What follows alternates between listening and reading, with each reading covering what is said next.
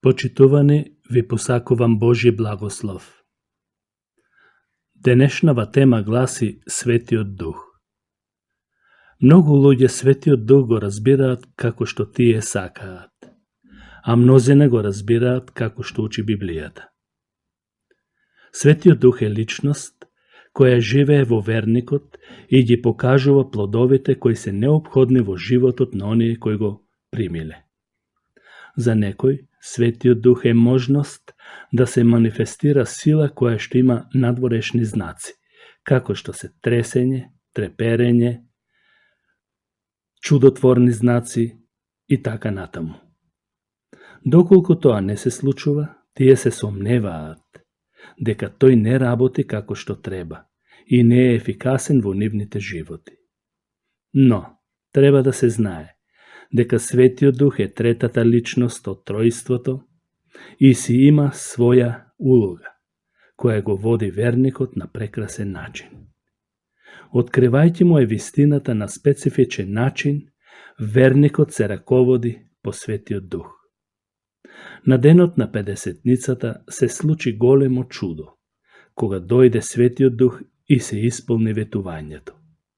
Исус тоа го предрече и се исполни во вистински час, според Божиот план. Мнозина во тој момент ја почувствуваа Божјата сила и се крстија во истиот ден, и тоа 3000 души. Сите ја слушаа пораката на својот мајчин јазик и сите беа воодушевени. Таму каде што Вавилон ги побрка јазиците и ги раздели народите, сега Светиот Дух направи соединување и знак дека тој живее и ќе живее во сите, и сите кои веруваат ќе бидат едно во Христос. Која е улогата или задачата на Светиот Дух во нашите животи? Од сите дарови што сме ги примиле од Бог, дарот на Светиот Дух е најголем, бидејќи преку него можеме да го запознаеме Бог. Духот има многу задачи и улоги. Тој работи во срцата на сите што го примаат. Исус им рече на своите ученици дека ќе им го испрати и ќе ја докаже заблудата на светот во поглед кон гревот, правдата и судот. Факт е дека сите луѓе имаат свесност за Бог, без разлика дали го признаваат или не. Но Духот има посебна улога да ги увери луѓето за нивната вина или грев и да им го открие Бог. Само со тоа уверение луѓето можат да го запознаат Бог и се спасуваат. Откако сме спасени, ние припаѓаме на Бог. Од тој момент Духот пребива во нашите срца и не запечатува дека сме Божји деца и припаѓаме само на Бог. Исус вели дека тој или Духот ќе биде наш утешител или помошник, заштитник и водач во нашиот живот. И јас ќе го молам мојот татко, и тој ќе ви даде друг утешител, за да биде со вас до века. Евангелие според Јован, 14 глава, 16 стих. Зборот бранител, што се употребува за Светиот Дух, во оригиналната верзија подразбира оној кој е покрај нас и ја одржува идејата за да не охрабрува, да не поттикнува кон извршување на Божјата волја. Од сите улоги што ги има Духот, тој исто така не оспособува да го разбереме Божјиот збор правилно и правилно да го толкуваме. Исус вели дека со неговото доаѓање ќе ги упати учениците, а и нас во денешно време во сета вистина, што Бог сака да ни ја открие. Тој во нашиот ум го објавува севкупниот Божи план, неговото учење и начинот по кој треба да живееме. Тој ги отстранува сите пречки кои не спречуваат во извршување на тие цели.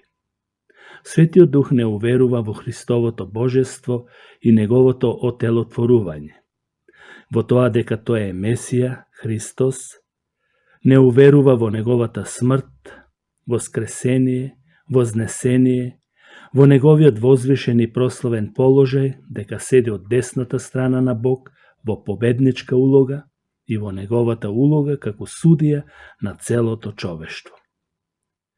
Светиот Дух е и дародавец.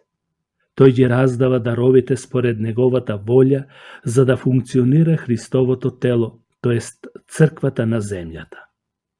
Сите дарови служат за добробит на црквата и да се исполни планот што го предвидел Бог за прославување на неговото свето име. Духот произведува и плодови во нашиот живот. Тие плодови се дело на Светиот Дух, кој го прави животот исполнет и благословен. Апостол Павле ги опишал многу прецизно, набројувајќи ги во Галатјаните 5 глава. Тој вели: а плодот на Духот е љубов, радост, мир, трпение, љубезност, добрина, верност, кроткост, самоконтрола. Против такви нешта нема закон. Телото не може да произведе вакви плодови. Тоа не е во состојба заради неговата грешна природа која е онеспособена. Со доаѓањето на Светиот Дух во нашите животи, ние сме оспособени за Божите големи планови и можеме да одговориме на неговите барања. Тој ветува дека ќе биде со нас и никогаш нема да не напушти. Тој ќе биде наша утеха и радост.